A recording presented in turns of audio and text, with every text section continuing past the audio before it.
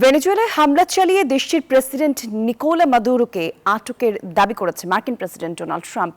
এরই মধ্যে রাজধানী কারাকাস সহ অন্তত 3টি রাজ্য সামরিক এবং বেসামরিক ক্ষেপণাস্ত্র স্থাপনায় হামলার খবর পাওয়া গেছে। আর এই অবস্থায় দেশজুড়ে জরুরি অবস্থা জারি করা হয়েছে।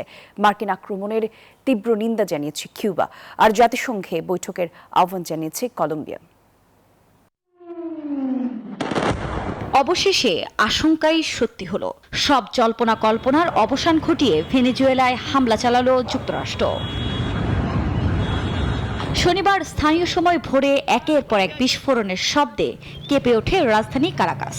আগুন পড়েছে মিরান্ডা, আরাগুয়া এবং লা গুয়েরাতে রাজ্যে, যেখানে সামরিক ও বেসামরিক স্থাপনা লক্ষ্য করে হামলার খবর জানিয়েছে ভেনেজুয়েলা সরকার। এতে দেশজুড়ে বিরাজ করছে থমথমে পরিস্থিতি। আতঙ্কের মধ্যে দিন কাটাচ্ছেন স্থানীয়রা।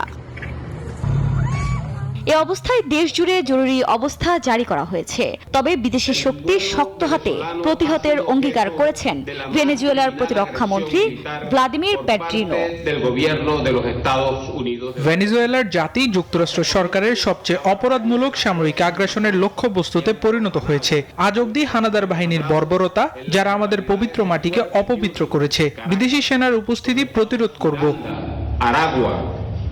এরই মধ্যে হামলা চালিয়ে দেশটির প্রেসিডেন্ট নিকোলা মাদুরো ও তার স্ত্রীকে আটকের দাবি করেছেন মার্কিন প্রেসিডেন্ট ডোনাল্ড ট্রাম্প। ভেনেজুয়েলা থেকে তাদের অন্য জায়গায় নিয়ে যাওয়ার কথাও জানান মার্কিন প্রেসিডেন্ট। এ অবস্থায় ভেনেজুয়েলার আকাশসীমানায় মার্কিন বিমান চলাচলে নিষেধাজ্ঞা জারি করেছে ফেডারেল এভিয়েশন অ্যাডমিনিস্ট্রেশন FAA।